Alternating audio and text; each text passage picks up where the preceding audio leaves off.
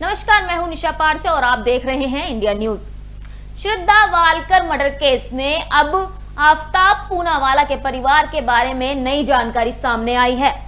साल 2019 में जब श्रद्धा और आफताब ने एक साथ रहने का फैसला किया था तो श्रद्धा के मां बाप ने इसका विरोध जताया। मां बाप के नहीं मानने के बाद श्रद्धा ने घर छोड़ दिया था। मलाड में एक किराए के घर में श्रद्धा और आफताब शिफ्ट हो गए।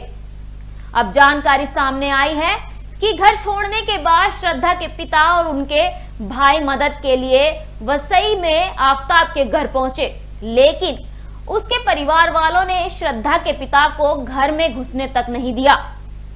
आपको बता दें कि आफताब के घर वालों ने उसे फोन किया, कहा कि श्रद्धा के घर वालों के साथ वो खुद बात करे और उन्हें इसमें ना घसीटे।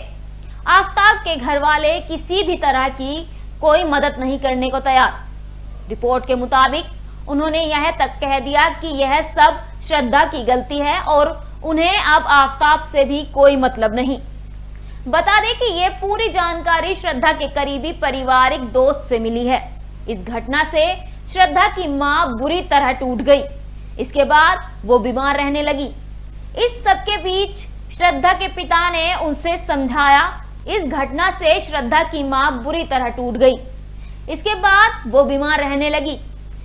इस सब के चलते श्रद्धा के पिता ने उसे समझाने की कोशिश की और घर वापस आने को कहा, लेकिन पिता विकास वालकर की कोशिश नाकाम रही। श्रद्धा ने उनसे कहा वह अपने फैसले लेने के लिए काफी मैच्योर है। उसने यहां तक कहा कि अगर उस पर दबाव बनाया गया तो वह कानूनी मदद लेगी। इसके बाद धीरे धीरे परिवार की श्रद्धा से बातचीत बंद हो गई। जब से श्रद्धा घर छोड़कर आई, मां ने भी दोस्तों और रिश्तेदारों से बातचीत करना बंद कर दिया। 23 जनवरी 2020 को श्रद्धा की मां की मौत हो गई।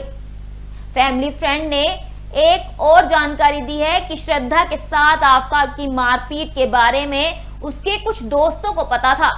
एक बार मारपीट के बाद श्रद्धा के दोस्त लक्ष्मण और सुबीन ने उसे रेस्क्यू किया था। मारपीट के बाद वो 3 दिन तक अपने दोस्त के घर ठहरी थी।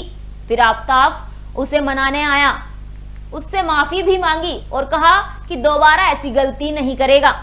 मनाने के बाद श्रद्धा फिर उसके साथ चली गई। मां के निधन की जानकारी मिलने पर श्रद्धा घर आई थी। फिर आफताब उसे वहां से लेने भी आया था। फैमिली फ्रेंड ने दावा किया है कि इस दौरान जब श्रद्धा घर आई थी तो उसने पिता को आफताब की मारपीट के बारे में बताया था। पिता ने फिर से रोक जाने के लिए कहा था, लेकिन वो आफताब के साथ चली गई।